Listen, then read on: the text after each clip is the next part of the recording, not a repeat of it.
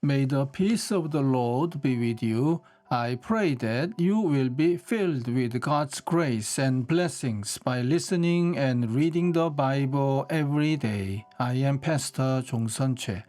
We are listening and reading the Bible according to the reading plan proposed by the Revised Common Lectionary. This year's reading plan is by year C. Today is June the 28th, Tuesday after third Sunday after Pentecost. Today's readings are Psalm 75, 2 Kings chapter 3 verses 4 to 20, Ephesians chapter 5 verses 6 to 20, and from the Gospel of Luke chapter 9 verses 51 to 62. This is today's psalm. We praise you, God, we praise you, for your name is near. People tell of your wonderful deeds. You say, I choose the appointed time, it is I who judge with equity. When the earth and all its people quake, it is I who hold its pillars firm. To the arrogant I say, boast no more, and to the wicked, do not lift up your horns.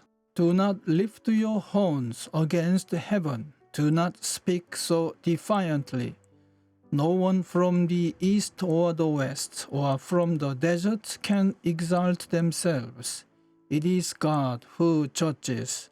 He brings one down, he exalts another. In the hand of the Lord is a cup, full of foaming wine mixed with spices. He pours it out, and all the wicked of the earth drink it down to its very dregs. As for me, I will declare this forever. I will sing praise to the God of Jacob, who says, I will cut off the horns of all the wicked, but the horns of the righteous will be lifted up. Amen. This is today's first reading. Now Misha, king of Moab, raised sheep, and he had to pay the king of Israel a tribute of 100,000 lambs and the wool of 100,000 rams. But after Ahab died, the king of Moab rebelled against the king of Israel. So at that time, King Joram set out from Samaria and mobilized all Israel. He also sent this message to Jehoshaphat, king of Judah.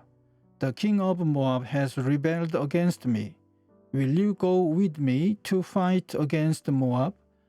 I will go with you, he replied. I am as you are, my people as your people, my horses as your horses. By what route shall we attack? He asked.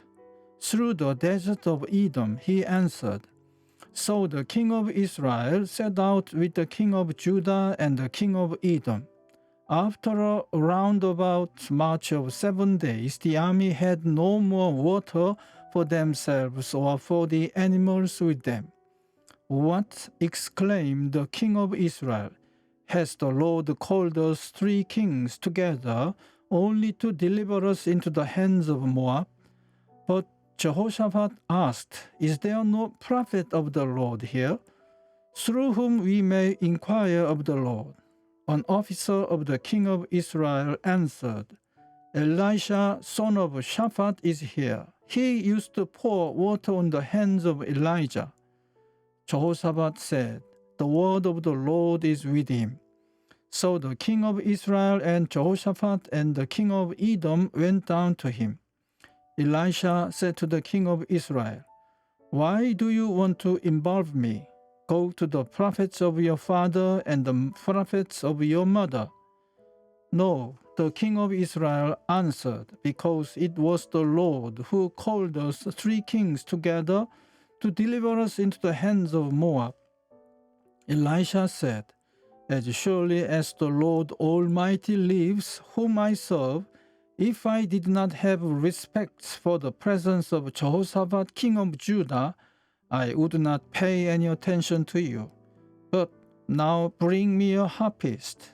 While the harpist was playing, the hand of the Lord came on Elisha, and he said, "This is what the Lord says, I will fill this valley with pools of water.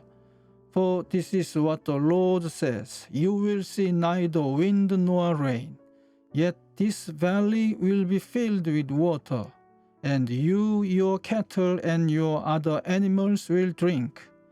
This is an easy thing in the eyes of the Lord. He will also deliver Moab into your hands. You will overthrow every fortified city and every major town. You will cut down every good tree, stop up all the springs, and ruin every good field with stones." The next morning, about the time for offering the sacrifice, there it was, water flowing from the direction of Edom, and the land was filled with water. Amen. This is today's second reading. Let no one deceive you with empty words, for because of such things God's wrath comes on those who are disobedient. Therefore, do not be partners with them. For you were once darkness, but now you are light in the Lord. Live as children of light. For the fruit of the light consists in all goodness, righteousness, and truth. And find out what pleases the Lord. Have nothing to do with the fruitless deeds of darkness, but rather expose them. It is shameful even to mention what the disobedient do in secret. But everything exposed by the light becomes visible, and everything that is illuminated becomes light. This is why it is said, "Wake up, sleeper, rise from the dead, and Christ will shine on you." Be very careful then how you live, not as unwise, but as wise, making the most of every opportunity, because the days are evil. Therefore, do not be foolish, but understand what the Lord's will is. Do not get drunk on wine, which leads to debauchery. Instead, be filled with the Spirit, speaking to one another with psalms, hymns, and songs from the Spirit. Sing and make music from your heart to the Lord, always giving thanks to God the Father for everything, in the name of our Lord Jesus Christ. Amen. This is this week's Gospel reading. As the time approached for him to be taken up to heaven, Jesus resolutely set out for Jerusalem. And he sent messengers on ahead, who went into a Samaritan village to get things ready for him. But the people there did not welcome him, because he was heading for Jerusalem. When the disciples James and John saw this, they asked, "Lord, do you want us to call fire down from heaven to destroy them?"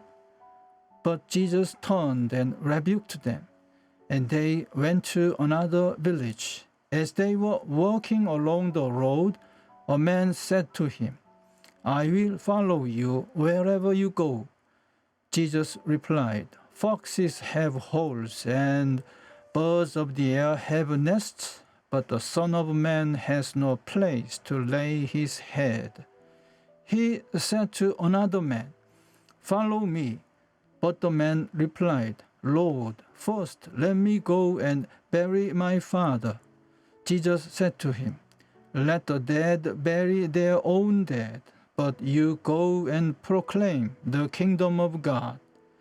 Still another said, "I will follow you, Lord, but first let me go back and say goodbye to my family."